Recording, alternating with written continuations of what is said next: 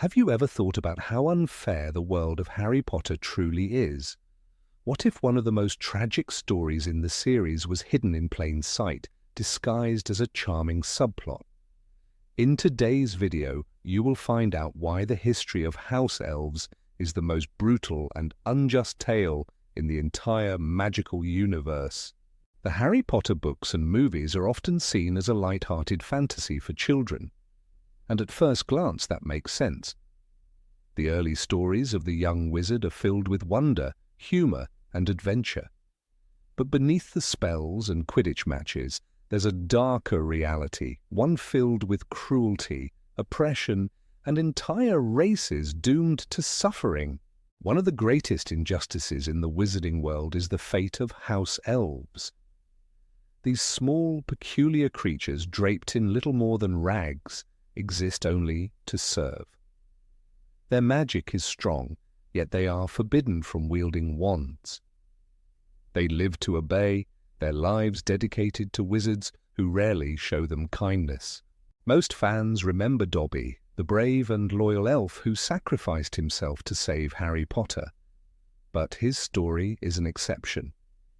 Most house elves live in silent servitude, bound by ancient magical contracts, never daring to dream of freedom. Where did they come from? Why are they trapped in this miserable existence? Clues scattered throughout the book suggest a tragic past. Centuries ago, something catastrophic happened to their people, something that left them desperate and vulnerable. In their time of need, wizards offered them refuge. But that kindness came with a cost. The elves, in gratitude, swore eternal servitude. What began as an act of loyalty turned into generations of enslavement. Over time, wizards grew comfortable with this power. They took the elves' magic for granted, stripping them of their rights and independence. Even worse, the elves themselves came to accept their fate. They saw freedom not as a gift, but as a punishment. A disgraced elf, one cast out by their master, felt only shame. That's the most horrifying part of their story. What could be worse than a race so deeply brainwashed that they love their own chains? Even Hogwarts, supposedly a beacon of justice, played a role in this oppression. The house elves who worked there were granted more freedom than their counterparts in noble wizarding families, but they were still forced to labor endlessly, hidden in the shadows of the castle. Yet no one seemed to care. Even kind-hearted wizards like Hagrid never questioned it. Only one person did, Hermione Granger. She was outraged when she saw a house elf, Winky, publicly humiliated by her master, Barty Crouch Sr. That moment changed everything for Hermione. She founded SPEW, an organization to fight for elf rights, and even convinced Harry and Ron to join. But no one took her seriously. Not even the elves themselves wanted to be freed. Some, however, played significant roles in the story, though they are often overlooked. Kreacher, the bitter and broken servant of the Black family, was used by Voldemort in one of his most sinister schemes. Remember the cursed locket hidden in the cave? Voldemort forced Kreacher to drink the poison guarding it. Later, the elf returned with his master, Regulus Black, who stole the locket and replaced it with a fake. That one act of defiance cost Regulus his life, but Kreacher never forgot.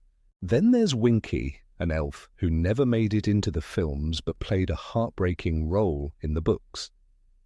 She was fiercely loyal to the Crouch family, tasked with guarding Barty Crouch Jr., a convicted Death Eater.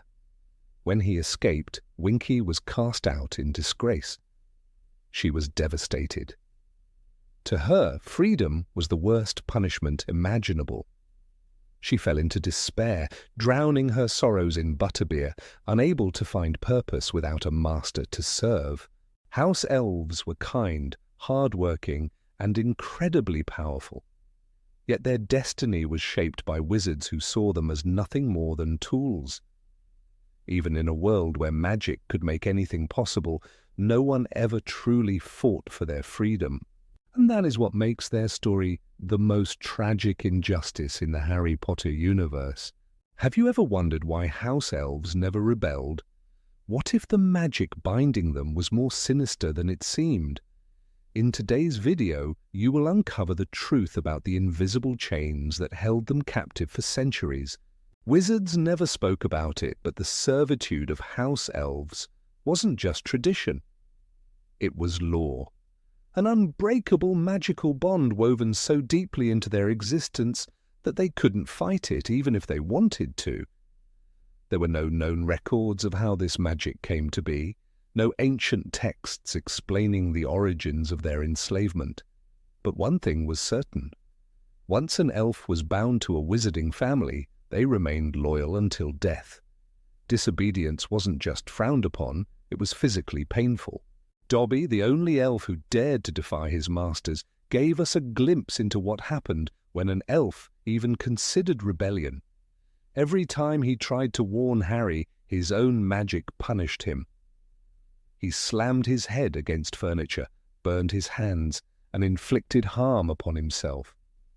It wasn't just fear, it was compulsion. Imagine being trapped inside your own mind, knowing the truth but unable to act on it. Most elves never questioned their place, not because they were content, but because they had no choice. Generations of servitude had altered their very nature. Even the idea of freedom filled them with terror. Wizards had created a perfect system, one where their servants didn't even realize they were prisoners. Hermione saw it, she fought against it, but she was fighting against something far greater than she realized. The magical world ignored her, brushing off her efforts as childish idealism. Even Dumbledore, the most powerful and respected wizard, never lifted a finger to help the elves. Was it because he knew something no one else did? If house elves were truly freed, what would happen to them? Would they survive without their masters? Or had wizards so thoroughly shaped their reality that freedom would destroy them? Winky's story was a warning. Cast out by Barty Crouch Sr., she lost everything. She was overwhelmed with shame, unable to cope. In her mind, she had failed her purpose. Her magic, once powerful and precise, became unstable. She turned to butterbeer not because she liked it, but because it dulled the pain. She wasn't just grieving, she was unraveling.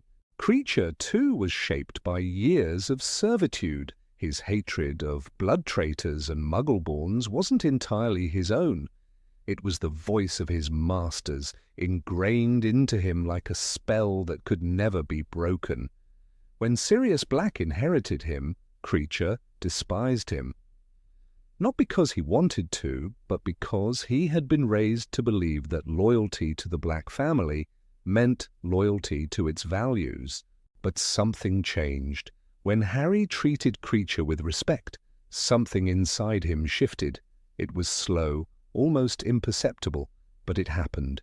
He went from cursing Harry's name to cooking for him.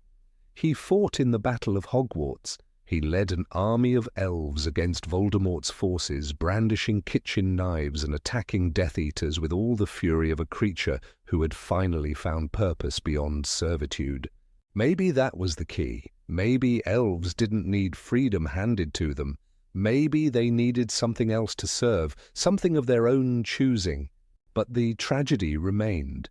Even in a world where magic could bend reality, where time could be turned back and the dead could be spoken to, no one ever thought to undo the magic that bound the elves.